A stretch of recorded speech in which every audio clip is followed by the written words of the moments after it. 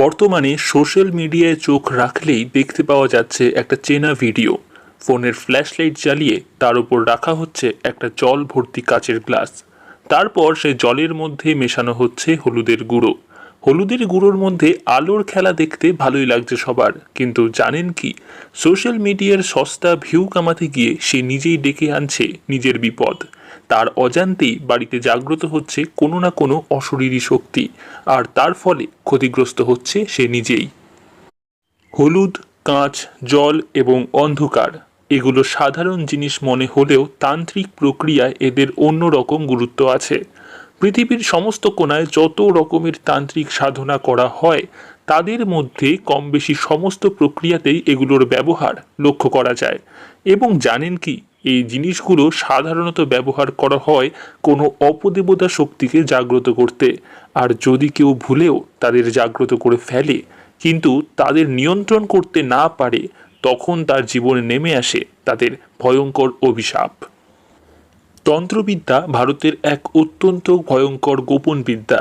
এর কিছুটা অংশই সাধারণ লোকেরা জানতে পারে।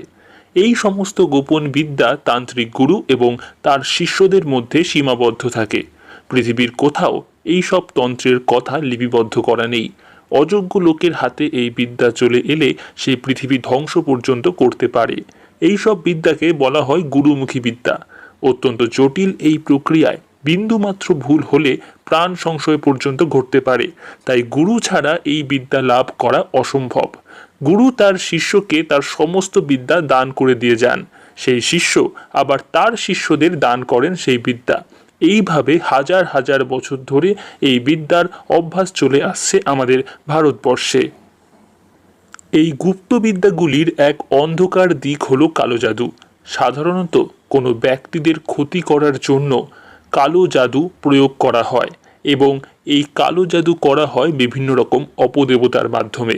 বিশেষ তান্ত্রিক প্রক্রিয়ায় সেই সব অপদেবতাকে বশীভূত করে তাদের দ্বারা কার্যসিদ্ধি করানো হয়। সেই সমস্ত অপদেবতারা অত্যন্ত শক্তিশালী এবং ভয়ানক হয়। কেবলমাত্র কোনো সিদ্ধ তান্ত্রিকের মন্ত্র বলে তারা তার আদেশ পালন করতে বাধ্য হয়, নয়তো এরা প্রভূত শক্তির অধিকারী। এই অপদেবতাদের জাগ্রত করার নির্দিষ্ট কিছু নিয়ম রয়েছে কিছু পদ্ধতি।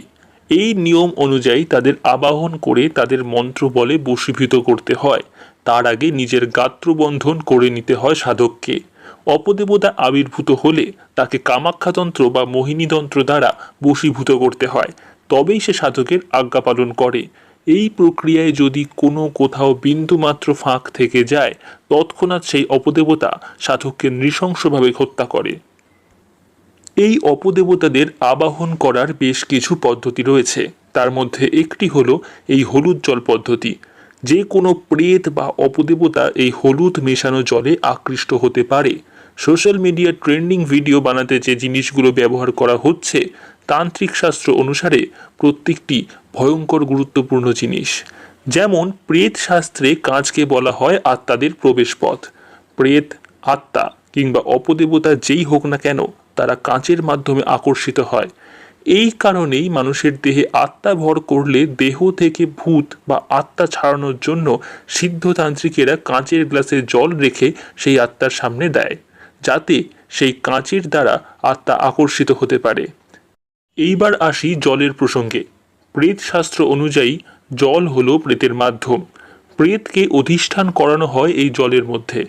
প্রেত বলুন বা অপদেবতা, তারা এই কাঁচের মাধ্যমে জলের ভেতরে অধিষ্ঠান করে। বলতে পারেন তাকে সাময়িক বন্দি করা হয় এই জলের ভেতরে, বা সে স্বেচ্ছায় কাঁচের দ্বারা আকর্ষিত হয়ে বন্দি হয়ে পড়ে সেখানে। তারপর হলুদ। হলুদ রং প্রেতের জন্য এক প্রকার সংকেতের কাজ করে, অর্থাৎ তাকে জলে অধিষ্ঠান করার আদেশ দেওয়া হচ্ছে। এই সংকেতটি দেওয়া হয় হলুদ রঙের মাধ্যমে। এই হলুদের সংকেত পাওয়া মাত্র প্রেত কাঁচের দ্বারা দ্রব মাধ্যমে প্রবেশ করে। এখন ভিডিও তৈরির সময় যখন কেউ জল ভর্তি কাঁচের গ্লাসের মধ্যে হলুদের গুঁড়ো ছিটিয়ে দেয়, তার অর্থ হলো সে তার আশেপাশের প্রেত বা আত্মাকে সেই জলের মধ্যে অধিষ্ঠান করার জন্য আমন্ত্রণ করছে। এখন আপনি প্রশ্ন করতে পারেন, বসবাসের বাড়ির মধ্যে প্রেত বা আত্মা কোথা থেকে আসবে? খেয়াল করে দেখবেন আজকালকার আধুনিক মনস্ক বেশিরভাগ পরিবারেই কোনো রকম আচার অনুষ্ঠান পালন করা হয় না। সেখানে সন্ধ্যা দেওয়া হয় না, ঠাকুরের নাম নেওয়া হয় না, এমনকি ইঁটো কাটার পর্যন্ত কোনো বাছ বিচার থাকে না। ফলে সেখানে সহজেই অপদেবতারা বাস করতে পারে। খেয়াল করে দেখবেন এই ভিডিওগুলো সব সময় বানানো হয় অন্ধকার ঘরে। প্রেত বা অপদেবতারা অন্ধকারেই বেশি শক্তিশালী হয়ে থাকে। সুতরাং যদি আশেপাশে কোনো প্রেত থেকে থাকে সে সহজেই এই প্রক্রিয়া দ্বারা আকৃষ্ট হবে। আবার এরকমও হতে পারে যে সেই প্রেত নিজে থেকেই তাদেরকে দিয়ে করিয়ে নিচ্ছে এই কাজগুলো। সাধারণত প্রেতকে জাগ্রত না করলে প্রেত খুবই দুর্বল অবস্থায় থাকে, তার ক্ষমতাও থাকে সীমিত। কিন্তু প্রেতকে আবাহন করলে সে যখন জাগ্রত হয় সে তার পূর্ণ শক্তি ফিরে পায়। এটাও হতে পারে যে আপনার আশেপাশে থাকা প্রেত আপনাকে মানসিকভাবে প্রলোভিত করতে পারে এই কাজটা করার জন্য। ভেবে দেখুন, সারাদিন অনেক ভিডিওই তো দেখেন আপনারা, কিন্তু সব কি নিজে বানানোর ইচ্ছে হয়? আপনার মনে প্রশ্ন জাগতে পারে, যারা এই প্রক্রিয়া করছে তারা তো সিদ্ধতান্ত্রিক নয়, তবে তাদের এই কাজে কি প্রেত জাগ্রত হতে পারে?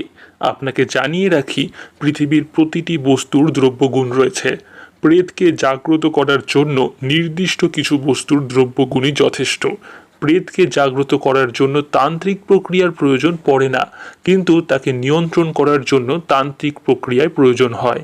এখন আপনি অপটু হাতেও কিছু করলে সেই প্রেত কিছুটা হলেও নিজের শক্তি বৃদ্ধি করবে। এখন প্রশ্ন হলো, কি হতে পারে প্রেত জাগ্রত হলে? দেখুন, প্রেত হলো এক ধরনের নেগেটিভ শক্তি। এরা যেখানেই যায় সেখানে অমঙ্গলের ছায়া দেখা যায়।